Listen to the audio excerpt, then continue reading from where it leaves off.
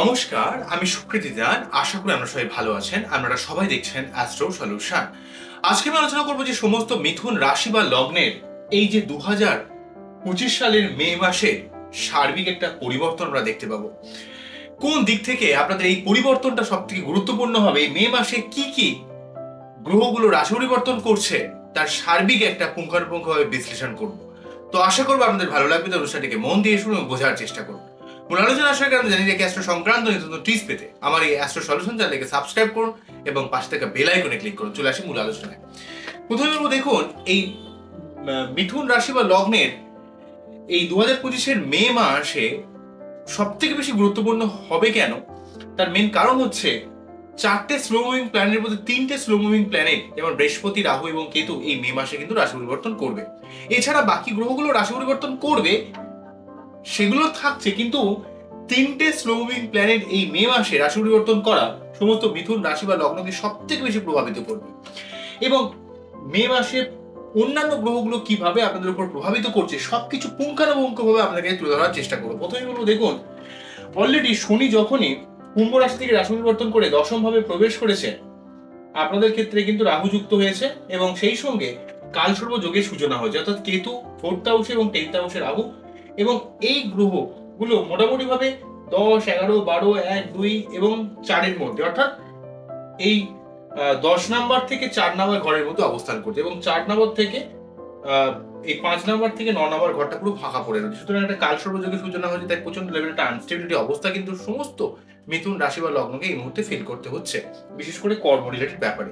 যদিও অনেকগুলো গ্রহ একসঙ্গে অবস্থান করে কর্ম রিলেটেড ব্যাপারে মাল্টিপল সোর্স অফ ইনকামের সুযোগ কিন্তু আপনাদের তৈরি করেছে, কিন্তু তার সত্ত্বেও এখানে 10th হাউসে রাহু থাকার জন্য এবং 4th হাউসে কেতু থাকার জন্য আপনাদের সেই 2023-এর অক্টোবর থেকে 4th হাউসে কেতু এবং 10th হাউসে রাহু কর্ম রিলেটেড জায়গা থেকে হাজারো বিশৃঙ্খল অবস্থা, অনেকের কর্ম চলে গেছে বা কর্ম পরিবর্তনের সুযোগ যদিও এসছে, কিন্তু 4th হাউসে কিন্তু পরিবার রিলেটেড হাজারো সমস্যা, মায়ের শরীর স্বাস্থ্য নিয়ে প্রবলেম, ভূমি, ভবন, বাহন, পরিবার, ভূ সম্পত্তি রিলেটেড জায়গা থেকে কিছু না কিছু সমস্যা কিন্তু 4th হাউসে কেতু কিন্তু ক্রিয়েট করেছে। 4th হাউসে কেতু কিন্তু আপনাদের মধ্যে সব দিক থেকে পরিবার রিলেটেড ব্যাপারে হাজারো সমস্যার মধ্যে কিন্তু ফেলেছে। মায়ের শরীর স্বাস্থ্য নিয়ে প্রবলেম, সম্পত্তি রিলেটেড সমস্যা, মানসিক শান্তির অভাব, এবং আপনি যখনই বাইরে থেকে বাড়িতে ঢুকছেন তখনই একটা কিসের জন্য বিষণ্ণতা ফিল করতে হচ্ছে, মনে হয় যেন বাড়ির বাইরে থাকলে ভালো রয়েছেন, বাড়িতে ঢুকলেই সমস্যা ক্রিয়েট করেছে এই 4th হাউসে কেতুর জন্য। 10th হাউসে রাহু কিন্তু কর্ম রিলেটেড ব্যাপারে অনেক জটিলতা কিন্তু 2023 থেকে আপনাকে ক্রিয়েট করেছে। অর্থাৎ কর্ম এবং পরিবার এবং আপনার মানসিক শান্তি, মায়ের শরীর স্বাস্থ্য, মায়ের সঙ্গে সম্পর্ক এবং প্রফেশনাল ফিল্ডের দিক থেকে প্রচুর ডিস্টার্বের অবস্থা সমস্ত মিথুন রাশি বা লগ্নকে 2023-এ অক্টোবর থেকে টোটাল 2024 সাল তো প্রচন্ড ভাবে গেছে এবং এটা ফিল করতে হয়েছে। তবে আপনার যদি বার্থডে রাহু কেতুর অবস্থান একটু ভালো থাকে, সেখানে কিন্তু আপনার পরিবার বা কর্ম রিলেটেড ব্যাপারে এতটা সমস্যা যাবে না। তবে হ্যাঁ, আপনার 4th হাউসে কেতু এবং 10th হাউসে রাহু আপনার অবভিয়াসলি কর্ম বা পরিবার কেন্দ্রিক কিছু না কিছু সমস্যা আপনাকে লাইফে কিন্তু ডেফিনেটলি ফিল করতে হয়েছে। এবং তার সঙ্গে শনি যখনই এই রাহুর সঙ্গে যুক্ত হয়েছে, তো আপনার ক্ষেত্রে যেহেতু অষ্টমপতি এবং নবমপতি রাহু যুক্ত হয়েছে, অত্যন্ত আনস্টেবিলিটি বেড়ে গেছে, কর্মের ক্ষেত্রে জটিলতা আরো বেড়েছে। তার সঙ্গে শুক্র এবং বুধ আপনাদের ক্ষেত্রে নবমপতি এবং লগ্নপতি সেই যেহেতু দশম ভাবে রয়েছে, আপনার কর্মকে উন্নতি করানোর চেষ্টা করেছে বা আপনার বুদ্ধি খাটিয়ে কর্মোন্নতি, নিজের মানসিক নিজের চেষ্টার মাধ্যমে, কমিউনিকেশনের মাধ্যমে কর্মোন্নতি করার চেষ্টা করেছে। কিন্তু বুধ এবং শুক্র যেহেতু শনির বা রাহুর ট্র্যাপে আটকে গেছে, সেই জন্য কিন্তু অনেক ক্ষেত্রে মিসকমিউনিকেশন তৈরি করেছে। আপনার মধ্যে একটা তর্ক বিতর্ক করার প্রবণতা, অর্থ খরচ হয়ে যাওয়া, এবং যেহেতু আপনাদের ক্ষেত্রে পঞ্চমপতি শুক্র নিজে এবং দ্বাদশপতি প্রচন্ড ব্যয় বেড়ে গেছে, আপনার পেট সংক্রান্ত কিছু প্রবলেম, আপনার ক্রিয়েটিভিটি, আপনার রিলেশনশিপ, আপনার রোমান্টিকতা, আপনার পড়াশোনা, আপনার এক্সেসিভ অর্থ লাভ, এই অর্থের যে ফ্লোটা সার্বিকভাবে কিন্তু শুক্রের ডিস্টার্বেন্সের জন্য অনেকটা কেটে গেছে। তাই প্রথমে রাশি পরিবর্তনের দরকার কিন্তু রাহু। তো আপনাদের ক্ষেত্রে এই পরিবার রিলেটেড বা আপনার মায়ের শরীর স্বাস্থ্য রিলেটেড যে সমস্যা 4th হাউসে কেতু তৈরি করেছিল এবং 10th হাউসে রাহু যে কর্ম রিলেটেড সমস্যা ক্রিয়েট করেছিল, আপনার মধ্যে যে মানসিক অতৃপ্ততার ভাব ক্রিয়েট করেছিল, সেটা কিন্তু প্রথমে আমরা দেখব যে রাহু যখন রাশি পরিবর্তন করে পিছিয়ে এসে ঠিক কুম্ভ রাশি ঘরে ঢুকবে, এখানে রাহু এবং কেতু কিন্তু পিছিয়ে এসে ঠিক সিংহ রাশির ঘরে প্রবেশ করবে। তো সিংহ রাশির ঘরে কেতু এবং কুম্ভ রাশির ঘরে রাহু অবস্থান আপনার ভাগ্যস্থানে রাহু এবং থার্ড হাউসে কেতু, তাই নতুন কোনো কাজ যা কিছু শুরু করবেন সেটা আপনার ক্ষেত্রে লাভদায়ক হবে। কিন্তু নবম ভাবে রাহু থাকার জন্য আপনার পিতার শরীর স্বাস্থ্যের ব্যাপারে যত্নশীল হতে হবে এবং আপনার ভাগ্য উন্নতির জন্য সদা প্রস্তুত থাকতে হবে, সদা প্রয়াস করে যেতে হবে, তাহলে কিন্তু রাহু আপনাকে অনেকটা হেল্প করবে। কিন্তু এই সময় থার্ড হাউসে কেতু এবং নবম ভাবে রাহু কিন্তু আপনার মাইন্ডকে কিছুটা ফ্র্যাকচার করতে পারে। আপনার বৈবাহিক সম্পর্কের মধ্যে মধ্যে মাঝে মাঝে একটু জটিলতা ব্যাপার কিন্তু আসতে পারে বা ভুল বোঝাবুঝি জায়গা তৈরি করতে পারে। একদিন বা দুদিন কথা নেই, তারপর আবার ঠিক হয়ে গেল, এই ব্যাপারটা একটু দেখবেন। তো যাই হোক, রাহুর নবম ভাবে থাকা এবং থার্ড হাউসে কেতু থাকার জন্য আপনার মাইন্ড একটু ফ্ল্যাকচুয়েশনের মধ্যে কিন্তু রাহু মাঝে মাঝে ক্রিয়েট করবে। পেটের সমস্যা কিছুটা আসতে পারে বা আপনার নিজের প্রেমিক প্রেমিকা বা লাইফ পার্টনারের সঙ্গে কিছুটা মনোমালিন্য ব্যাপার মাঝে মাঝে ক্রিয়েট করতে পারে। কিন্তু তবুও আপনার ক্ষেত্রে যে পরিবার বা কর্মের রিলেটেড ব্যাপারে যে সমস্যা ক্রিয়েট করেছিল সেই ব্যাপারটা কিন্তু 18ই মে যখন রাহু রাশি পরিবর্তন করবে তখন থেকে কিন্তু এই রাহুর এই অবস্থানটা সার্বিকভাবে কিন্তু আপনার জীবনে কর্ম রিলেটেড সমস্যাটার অনেকটা নিষ্পত্তি হয়ে যাবে বা আপনার আর্থিক যে সমস্যা ছিল সেই জায়গাটা নিষ্পত্তি হয়ে যাবে বা আপনার পেটের প্রবলেম বা শরীর স্বাস্থ্য নিজের ডিস্টার্বেন্স তৈরি করেছিল, পরিবারের মধ্যে যে একটা অশান্তি ভাব ক্রিয়েট করেছিল সেই জায়গাটা কিন্তু সম্পূর্ণভাবে আপনাদের চলে যাবে। এটা অত্যন্ত গুরুত্বপূর্ণ বলে আমি দেখতে পাচ্ছি। তবে থার্ড হাউসে কেতু এবং নবম ভাবে রাহু অনেক মানুষ আপনার থেকে সুযোগ নিয়ে সুযোগের সদ্ব্যবহার করে আপনার থেকে কেটে পড়বে, আপনাকে আপনাকে প্রয়োজনে কাজে লাগাবে, তারপরে কাজ মিটে গেলে লাত মেরে বেরিয়ে যাবে। এই ধরনের একটা ব্যাপার কিন্তু ক্রিয়েট করতে পারে। এই জন্য কিন্তু আপনাকে সব ব্যাপারে একটু সাবধান হতে হবে, কেননা রাহু কেতুর এই অবস্থান আপনাকে অনেক সময় আপনার মধ্যে আপনাকে কাজে লাগিয়ে তার নিজের কার্যসিদ্ধি করে বেরিয়ে যাওয়ার একটা ব্যাপার কিন্তু ক্রিয়েট করতে পারে। এই জন্য আপনাকে একটু বুঝতে হবে, আপনাকে একটু সাবধান হতে হবে। তো যাই হোক, রাহু কেতুর এই জায়গাটা যদি আমরা পরিবার মানে যদি আপনার ভাগ্য রিলেটেড কিছু সমস্যা আসে বা কোনো কিছু কাজ হতে হতেও আটকে যাচ্ছে বা পিতার শরীর স্বাস্থ্য নিয়ে কিছু সমস্যা হচ্ছে, তাহলে রাহুর মন্ত্র পাঠ করবেন। আর যদি আপনার মধ্যে অলসতা ক্রিয়েট করছে, মানুষের সঙ্গে মিসকমিউনিকেশন তৈরি করছে, লাইফ পার্টনারের সঙ্গে ভুল বোঝাবুঝি হচ্ছে, তাহলে অবশ্যই কিন্তু কেতু মন্ত্র পাঠ করবেন। এটা করলে কিন্তু অনেকটা এখান থেকে কোনো সমস্যা খুব একটা হবে না। তবে 4th এবং 10th এর যে প্রভাব মুক্তিটা, যে কোনো কেন্দ্রস্থানে এমন অশুভ গ্রহ থাকলে যে ডিস্টার্বেন্স অবস্থা থাকে সেই জায়গাটা কিন্তু সম্পূর্ণ চলে যাচ্ছে, তার জন্য অত্যন্ত গুরুত্বপূর্ণ হবে। অন্যদিক থেকে বৃহস্পতিদেব আপনাদের কিন্তু দ্বাদশভাবে অবস্থান করছিল ব্যয় স্থানে এবং এই বৃহস্পতিদেব কিন্তু আমাদের সপ্তমপতি এবং দশমপতি। তাহলে দশমপতি এবং সপ্তমপতি দ্বাদশভাবে অবস্থান করা মানে আপনার অর্থ খরচ হয়ে যাচ্ছিল, আপনার সম্পর্কের জায়গাটা ডিস্টার্বেন্স, ব্যবসার দিক থেকে কিছু লস হয়ে যাওয়া বা আপনার কর্ম রিলেটেড হাজারো জটিলতা ক্রিয়েট করা এবং আপনার জীবনে সেই সঙ্গে যদিও কিন্তু আধ্যাত্মিকতার দিক থেকে বিদেশ যাত্রার দিক থেকে বৃহস্পতি অনেকটা হেল্প করলেও এখানে কিন্তু আপনার অনেক সময় লাইফ পার্টনারের সঙ্গে ভুল বোঝাবুঝি, ব্যবসায়িক দিক থেকে লস, মানুষের সঙ্গে একটা মিসকমিউনিকেশন তৈরি করা, ভুল বোঝাবুঝির জায়গা তৈরি করা এবং কর্ম রিলেটেড হাজার জটিলতা কিন্তু ক্রিয়েট করছিল বৃহস্পতি দ্বাদশভাবে অবস্থান করার জন্য। যদিও কিন্তু বৃহস্পতি কিন্তু এই তার পঞ্চম দৃষ্টির মাধ্যমে 4th হাউসের কেতু নেগেটিভ প্রভাবটাকে অনেকটা প্রশমিত করার চেষ্টা করছিল বা আপনার অষ্টম ভাবকে প্রভাবিত করে কিন্তু অনেকটা শরীর স্বাস্থ্যের ব্যাপারটাকে অনেকটা গার্ড দেওয়ার চেষ্টা করছিল, কিন্তু নিজে কিন্তু দ্বাদশভাবে থেকে কিন্তু আধ্যাত্মিকতার দিক থেকে বা বিদেশ যাত্রার দিক থেকে হেল্প করলেও অনেকটা অর্থ কিন্তু বেরিয়ে যাচ্ছিল, অর্থ খরচ হয়ে যাচ্ছিল, বিনা কারণে অর্থ লস হয়ে যাচ্ছিল, কিন্তু ওটা কিন্তু ক্রিয়েট করছিল। তো যাই হোক, বৃহস্পতি 14ই মেতে রাশি পরিবর্তন করে বৃহস্পতি এখানে ঢুকছে, মিথুন রাশি ঘুরে ডিগ্রি অবস্থান করবে। এটা অত্যন্ত গুরুত্বপূর্ণ হয়ে দাঁড়াবে। 14ই মেতে কিন্তু বৃহস্পতি নিজে যখনই আপনাদের লগ্ন বা রাশিতে ডিগ্রি প্রবেশ করবে, তাই আপনাদের ক্ষেত্রে দশমপতি এবং সপ্তমপতি যেহেতু বৃহস্পতি নিচে সপ্তমপতি এবং দশমপতি হয়ে যেহেতু লগ্ন দিয়ে বা রাশি দিয়ে পাশ করবে, সেক্ষেত্রে কিন্তু আপনার কর্মের উন্নতি করবে, আপনার নতুন কোনো প্রেমের সম্পর্কে আপনি আবদ্ধ হতে পারেন বা প্রেম করে বিবাহের দিক থেকে বা বৈবাহিক সম্পর্কের উন্নতির দিক থেকে, ব্যবসার দিক থেকে, অনেক ভালো ভালো মানুষের সঙ্গে যোগাযোগের দিক থেকে, আপনার মন মানসিকতার সার্বিক উন্নতির দিক থেকে কিন্তু বৃহস্পতি অনেকটা হেল্প করবে এবং আপনার শরীরে একটা গঠনকে আরো দৃঢ় করবে। তবে এই বৃহস্পতি আপনার রাশি বা লগ্নের উপর পাঠ করবে মানে যখন পাশ করবে, ট্রানজিট যখন করবে, তখন আপনার মধ্যে সততা, আপনার মধ্যে ধৈর্য শক্তি, জীবনে কিছু করার মতো মেন্টালিটিকে কিন্তু অনেকটা বাড়িয়ে দেবে।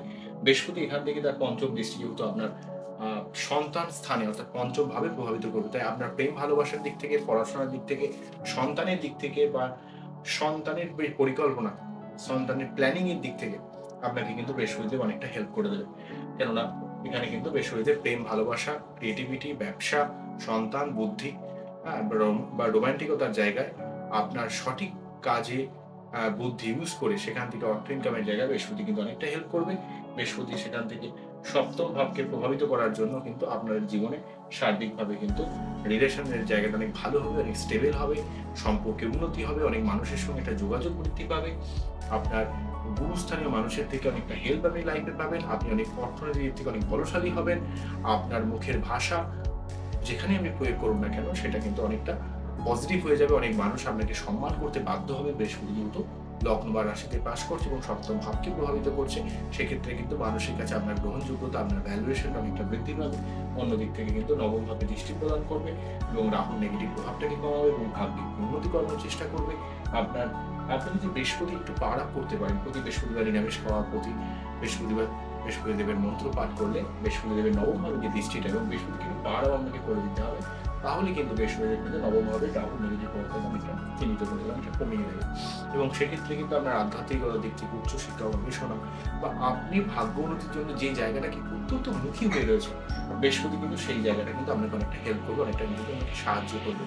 এই জায়গাটা অত্যন্ত গুরুত্বপূর্ণ আমি মনে করছি। তবে বৃহস্পতির অবস্থানকে কিন্তু আপনার বাচ্চাটা সঠিক কোনো অ্যাস্ট্রোলজি ওপিনিয়ন নিতে হবে। তো যাই হোক, বৃহস্পতি বা এই অবস্থানটা বুঝলেন।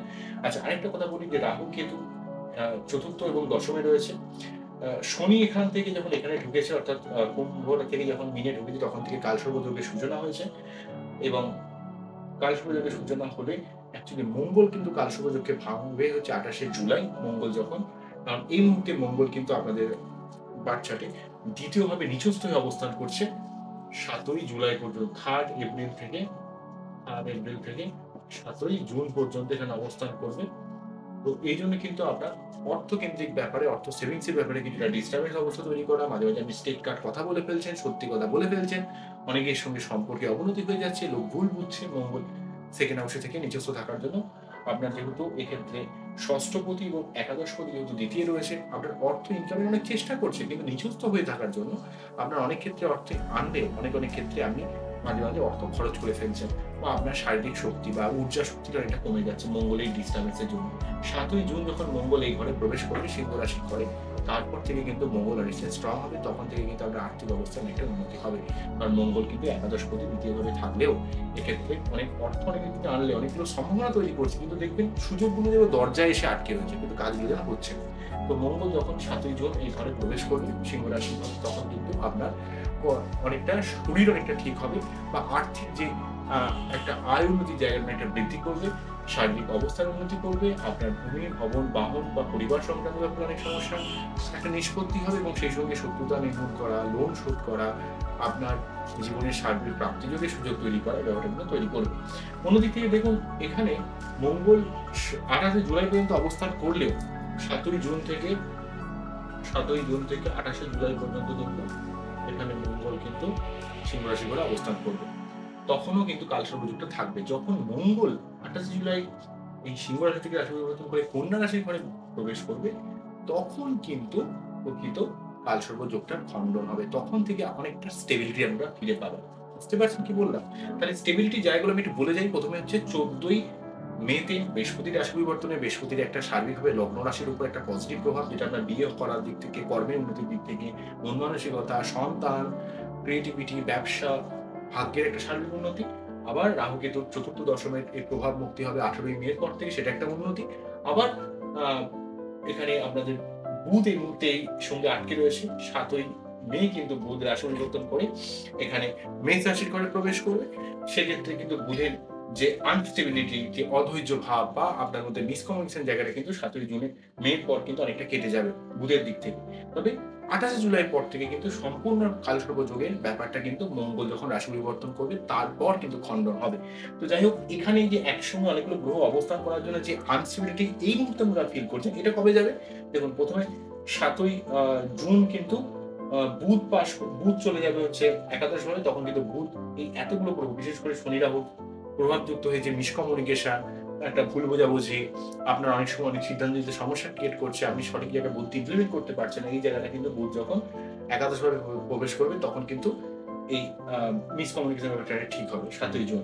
তারপরে 18ই মে কিন্তু 7ই মে বলছি, 7ই জুন বলছি, 7ই মে যখন বুধ এই ঘর থেকে রাশি পরিবর্তন করবে, তখন কিন্তু বুধের এই শনি রাহুর প্রভাব মুক্ত হবে। তারপরে হচ্ছে 18ই মে যখন রাহু যখন রাশি পরিবর্তন করবে এই ইয়েতে তখন কিন্তু 18ই মে তখন কিন্তু অলরেডি শুধুমাত্র শুক্র শনি একসঙ্গে অবস্থান করবে। তারপরে 31শে মে কিন্তু শুক্র নিজে আবার এখানে চলে যাবে। তারপর শুধুমাত্র শনি একাকীভাবে অবস্থান করবে এই ঘরে। তাই যতদিন পর্যন্ত 7ই মে পর্যন্ত বুধের একটু নেগেটিভিটি রয়েছে, আর এখানে 31শে মে পর্যন্ত শুক্রের নেগেটিভিটি রয়েছে। 31শে মে এর পরে কিন্তু শুক্র এই শনি বা রাহুর প্রভাব মুক্ত হয়ে বেরিয়ে যাবে। তো সেই ক্ষেত্রে কিন্তু ধীরে ধীরে কিন্তু আমরা এই কমিউনিকেশনের জায়গাটা, অর্থ ফ্লোর জায়গাটা ফিরে পাবেন। 31শে মে পর্যন্ত কিন্তু আপনাকে শুক্র খুব একটা শুভ ফল দিতে পারবে। তবে 18ই মে এর পর কিছুটা অবস্থার উন্নতি হবে, যেহেতু সার্বিকভাবে রাহুর প্রভাব মুক্ত হবে, কারণ রাহু কিন্তু চলে যাচ্ছে। আচ্ছা, যাই হোক, নেক্সট আরেকটা কথা বলি। এই মুহূর্তে সূর্য কিন্তু আমাদের ক্ষেত্রে যেহেতু শুভ গ্রহ, এক্ষেত্রে তৃতীয় প্রতি, সেই যেহেতু উচ্চস্তরে অবস্থান করছে, আমাদের পরাক্রমতা, আপনার পিতার দিক থেকে হেল্প, আপনার জীবনের সার্বিক উন্নতি, আপনার মান সম্মান, আপনার জীবনের প্রাপ্তি, আপনার জীবনে সার্বিক অর্থ প্রাপ্তি, সম্পত্তি প্রাপ্তি, সম্পর্ক প্রাপ্তি, বিভিন্ন দিক থেকে একটা প্রাপ্তি যোগের সুযোগ নিয়ে আসছে, এবং আপনার একটা সার্বিক যোগাযোগ বা আপনার একটা সার্বিক মানুষের কাছে গ্রহণযোগ্যতা কিন্তু বৃদ্ধি করেছে। এটা অত্যন্ত গুরুত্বপূর্ণ। কারণ রবি যেহেতু এই মুহূর্তে 11th হাউসে রয়েছে, তো রবি এখানে 15ই মে পর্যন্ত অবস্থান করছে। 15ই মে পর থেকে রবি 12th হাউসে চলে যাবে। তো এই প্রথম দুটো সপ্তাহ নতুন সরকারি কাজ যা কিছু করার চেষ্টা করুন, এগুলো কিন্তু আপনার ক্ষেত্রে অনেক ভালো হবে। তাই এই হলো ওভারঅল ব্যাপার। আমরা এই টোটাল অনুষ্ঠানটিকে আমাদের কেমন লাগলো সেটা কিন্তু অবশ্যই আমি কমেন্ট সেকশনে জানাবেন। আমরা খুব ভালো থাকুন, অ্যাস্ট্রো সলিউশন দেখতে থাকুন। নমস্কার বা থ্যাংক ইউ। আরেকটা কথা বলি, শুধুমাত্র বৃহস্পতির রাশি পরিবর্তন যেন অত্যন্ত গুরুত্বপূর্ণ হচ্ছে, তেমন রাহু কেতু রাশি পরিবর্তনও কিন্তু আপনাদের মে মাসে অত্যন্ত গুরুত্বপূর্ণ হবে, কেননা এক্ষেত্রে কিন্তু আপনাকে অনেকটা পজিটিভ ফল কিন্তু দিয়ে যাবে। বোঝা গেল কি বললাম? তো নমস্কার, থ্যাংক ইউ। খুব ভালো থাকুন, অ্যাস্ট্রো সলিউশন দেখতে থাকুন।